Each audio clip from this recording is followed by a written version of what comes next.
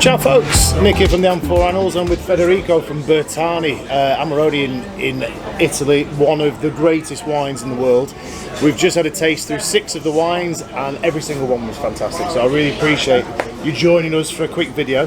We're going to talk about the history of one of their most important wines, if not the most important, but it isn't Amarone, which is quite interesting. So I hope you enjoy. Over to Federico, could you tell us about the Bertani Secco? Yes. Secco, it's a pillar of Italian winemaking, born in the 1857, when family used to, till that year, spend 12 years in Burgundy in France, and when they came back in Verona, they had the idea to make one of the first great Italian dry wine of Italy, then called Secco Bertani. Secco nowadays it's a replica of how the wine born in the 1857 with the local varieties like Sangiovese, Corvina, Cab and Syrah. It's still an actual wine because it's very versatile and it's aging and representing the best of what Bertani had in mind in the 1857. It's a great wine. I love it. Again, I've tried for example, the Valpantena, Amarone, and the Classico quite a few times. But this is the one I always kind of come back to. It's a bit more accessible flavour-wise, but also price-wise. I'm not saying it's too expensive, but this is just a really nice wine, and also the packaging is exceptional. But I'll do a proper video about this, what they all look like in just a bit. So the blend of with the Sangiovese, the Syrah and the Cabernet Sauvignon, was that something that was common in 1857, or was that the owner's vision for trying to make a different wine? Yeah, it was not common in the 1857 to think how to blend the Corvina, which was in Severo, the local variety in Verona, with something from Tuscany, like Sangiovese, and for sure was not common to grab some old vines from France, like Cab and Syrah, and planted everything in the same vineyard.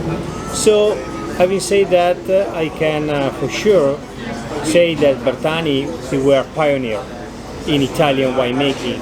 They tried and they liked always to experiment how to make something better and something different from what at that time was the winemaking.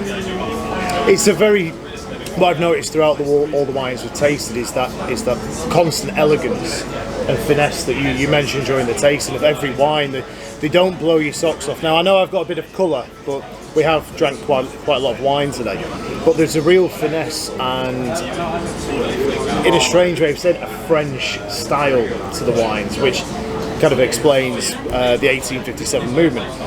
So really quickly, where do you see let's say the Amarone production in the Veneto going in the next 10, 20, 30 years with global warming and everything that's going on in the world? Do you see the winemakers adapting, or do you see challenges ahead? Yeah, the Amarone in the next years will have for sure a challenge, as many other appellation in Italy, like in Barolo or in Montalcino, due to the global warming. You have to think that, for example, in 50 years we lost a month of in harvest time. It means 50 years ago we used to harvest a month later, middle of October. Now we are starting to harvest the grape middle of September. So the good thing of Valpolicella and Amarone is that we can play with the appassimento.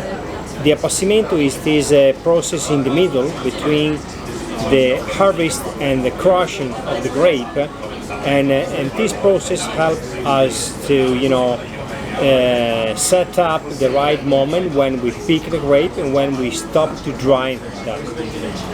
In this way, I think Amarone will be, I don't want to say will be safe, but anyway, he will have less issue than other varieties like, as I told you, the Nebbiolo in Piedmont or the Sangiovese in Tuscany. The consumption of Amarone will, from my point of view, will be stable or will go down.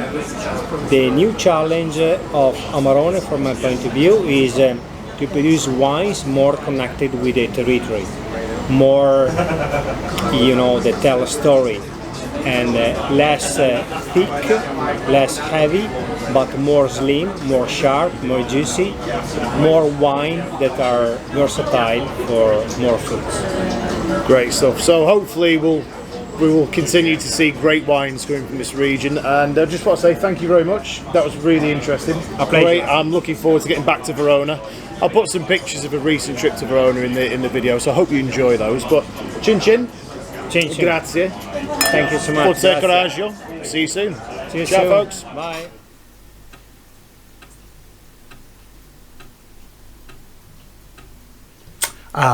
Amarone. My love of Amarone goes back decades, but this specific bottle we purchased in 2016. It's a 1997 Bertani, a wonderful bottle of wine. We decided to open it at Christmas, and normally we would decant, which we did, and leave it for an hour. If we had, we would have lost a great adventure. This bottle of wine took us on an amazing trip. As you can see, I never throw old bottles that have served me well away, so this is still in our cellar. We decanted, and my son decided, well, let's leave it, and I said I can't leave anything. So I had a little taste, and it was so superb. It was so fruity, it was amazing. And I said, go on son, try a glass of this, or try a drink of this. And he did, and he went, that is superb.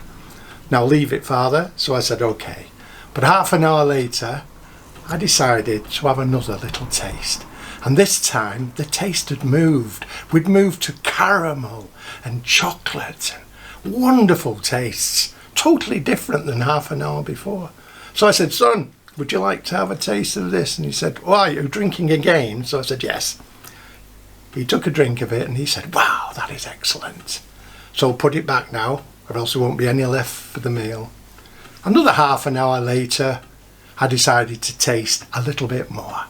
And the actual taste had changed again. My son will get very technical about what the tastes were. I'm just a man who loves good wine. And this adventure was an adventure I'll never forget, and I don't suppose he will. 1997 Bertani. Thank you, Bertani.